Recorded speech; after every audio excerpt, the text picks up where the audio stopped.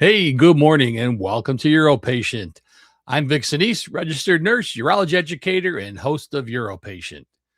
It's a cold one out here today. Let us know if you're experiencing some cold weather in the comments. Comments are open, so feel free to put anything in there that you'd like. Hey, and don't forget to help us out by liking and subscribing to the show. So, as I said, today I'm talking about something every man experiences, but not nearly enough men understand how an erection actually works. So, whether you're dealing with erectile dysfunction, changes as you age, or just curious about what's going on behind the scenes, this video is going to be for you. So, today we're going to break it down in clear, simple terms about how the brain, nerves, and blood vessels, and even hormones all work together to make an erection happen and what can interfere with that process. No myths, no embarrassment, just real information you can use to better understand your body and have more informed conversations with your healthcare provider. So let's get started with how an erection works and what every man should know. Welcome, everyone. So today we're going to talk about how erections actually work. This is normal anatomy and physiology, but it's something many men were never clearly taught. So I like to start by saying this isn't just about sex. Erections are closely tied to blood flow, nerves, and hormones. Understanding this helps men recognize when something could be wrong. So the penis has three main chambers. The two corporal cavernosa, which are these things that you see here. Those are these tubes that run along the side of the penis. Those are what are act like sponges that fill with blood. Now, underneath here, that's the urethra, which carries urine or semen. So basically, those are the parts that are necessary for an erection. You need to fill those chambers with blood. There's no bone involved. It's basically filling up the penis with blood and trapping it. But let's start with the brain, because that's where the erection starts. It doesn't start with the penis. Now, thoughts, touch, or visual cues send signals down the spinal cord to the pelvic nerves, the nerves that are by the penis. That means anything that disrupts this signal, that's important, can affect erections. What can cause those disruptions? Well, diabetes is one of the most frequent causes. Because of the high blood sugar over time, it harms the nerves throughout the body, including the ones that go to the penis that are responsible for causing an erection. Many patients that are diabetic, they start getting some numbness in their feet, maybe even some of the nerves that affect their vision, etc. They don't always realize that the ones that go to the penis get involved too. Now, diseases like multiple sclerosis, which attacks the central nervous system, can interfere with those nerve pathways. Diseases like Parkinson's that affect brain signals and dopamine levels can play a role in causing sexual dysfunction. Anybody with a spinal cord injury, even sometimes just spinal trauma, maybe you've had surgery on your back, things that injure those nerves can make it hard or impossible for those erectile signals to reach the penis. Other issues that we don't always think about are something like a stroke. Chronic heavy alcohol use. Over years, it can cause damage to nerves. And certain pelvic surgeries. Maybe you had a prostate removed. Those nerves that go to cause the erections run right along the prostate. So if they were accidentally injured, it can cause sexual dysfunction or erection dysfunction. And I think it's pretty clear that there's a lot of ways that signal can get disrupted. So remember, erections start by a nerve signal. Now, what the nerve actually does is cause something called nitric oxide to be released. That's the key chemical here. It tells the smooth muscle in the blood vessels to relax, allowing more blood to flow into the penis. When a man becomes sexually aroused, the brain sends a signal down the nerves to the penis, triggering those special cells in the wall of the penile arteries and the spongy erectile tissue called the corporal cavernosa that we talked about to release nitric oxide. This nitric oxide acts like a signal to relax and widen, dilate those vessels so that the smooth muscle in the vessels opens up, allowing a large rush of blood to flow into the penis and fill the erectile chambers. At the same time, nitrous oxide helps trap that blood inside by relaxing muscles that would otherwise let it drain out quickly. So as it relaxes and expands, it also compresses those veins. Many common treatments for ED like Viagra, Cialis, etc. work by boosting the effects of nitric oxide, making it easier for the natural process to happen even when things aren't perfect. So they prevent nitric oxide from getting broken down. They're not nitric oxide, but they are what we call PDE5 inhibitors. PDE5 is the chemical that gets rid of the nitric oxide. Otherwise, we'd be walking around with erections all the time. Too much of that makes it harder to get an erection. Hopefully that's kind of clear. It took me a while to figure all that stuff out. All right, so let's dive a little deeper because this is really kind of interesting. It's really a blood flow and trapping system. So an erection happens when blood flows into the penis. It increases when we get sexually stimulated and becomes trapped there. That's the key.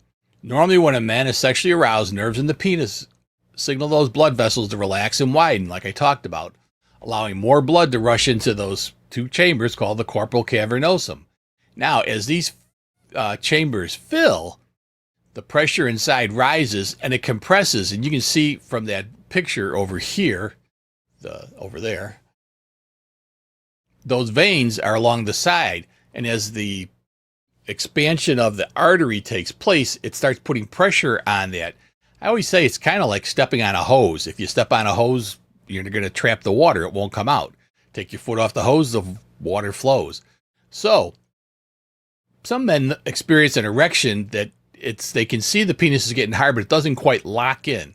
That locking in effect where the penis stays hard is trapping from the veins. Anything that prevents those veins from trapping the blood is going to make the penis not get fully hard and stay hard.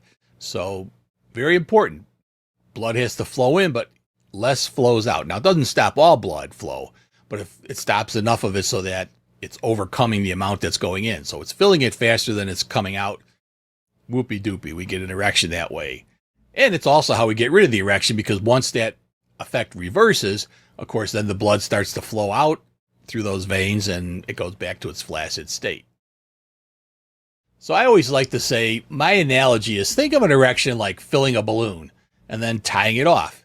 If blood can't get in or leaks out too quickly, the firmness will be lost. So if you let go of the balloon, the erection goes away. I know it's kind of simplistic, but I always say if the balloon had a hole in it, you could blow it into and it'll fill, but it's going to keep going down. Again, it's got to be trapped. So that's kind of my analogy for how the erections work. Now, do hormones matter? Well, testosterone doesn't directly cause erections. Men who have very low testosterone can still get erections, but it does support your desire to have sex and some of these chemical pathways that are involved. So low testosterone can make erections harder to achieve because, again, those pathways are not working quite as well when you're not sexually turned on by the effect of testosterone. Now, the erectile dysfunction is often an early warning sign of vascular disease. So if you're a smoker, your risk of having an erection problem, call impotence, is increased because of that. And why is that? So let's dive into that a little bit. The arteries in the heart that get blocked, that cause a heart attack, are much, much bigger than the arteries that go to the penis that cause an erection. So you can imagine if you're getting enough blockage to affect your heart, how much blockage is hitting the penis first. We actually use that almost as a signal for why you should be examined for cardiac disease. If somebody comes in with erectile dysfunction, they can't get an erection, that should be a referral to make sure that we are checking their heart, because this could be an early warning sign. Really important. There's another thing. We did talk about how the erections are caused by the brain. So, mental health can also play a major role. There's something called performance anxiety, meaning that, a guy tries to have sex, but has a failure for some reason. Now, always in the back of his mind is that I might fail. that effect alone could be something that could cause difficulty in an erection. Interestingly, they used to send these patients off for psychotherapy to try to get over that performance anxiety, but a little shot of a medicine that goes into the penis that causes that dilation without the effects of all the other stuff. You don't need potent nerves in there. You don't need all that other stuff we've been talking about. This will work directly. A little shot into the penis of a chemical that'll cause an erection will give you an erection. And we've been really successful in getting patients over performance anxiety because we teach them how to inject themselves. They get the erections, and then after a while, they realize they don't need it. It's been a game changer. So all those things do affect erections. The big takeaway is that erections can reflect your overall health. If problems persist, it's important to talk to a healthcare professional. Well, I hope this helped you understand a little bit more about erections. All right. So remember, if you're having trouble with getting an erection, it's not just a normal part of aging, and it's something that we can correct for you. So be sure to see your healthcare provider for more information on that. Hopefully, this gave you some good education and things to talk about with your healthcare provider. Hey, are you struggling to pee? Waking up all night? Feeling like your bladder never fully empties? Well, join us next week on UroPatient. I'm talking about a lesser known option for men with urinary blockage from an enlarged prostate, something called prostate stents. And actually had somebody write in about this and wanted to know more about them. So what are they? Who are they for? Do they really work? And what are the downsides? I'll break it all down on how prostate stents work, when they're used and who should not get one, and how they compare to other BPH treatments. No hype, just facts men need before considering this option. So join me next week for Stenting a Blocked Prostate, what men need to know about prostate stents, because remember, better information leads to better decisions. See everybody next week on UroPatient.com. From research updates to daily advice, Vic explains it all simple and precise. No question too small, no topic too wide. We're your urology partner, right by your side. UroPatient, tune in and see, baby, your health for you and me. Knowledge is power. We make it clear every Saturday morning. The podcast is here.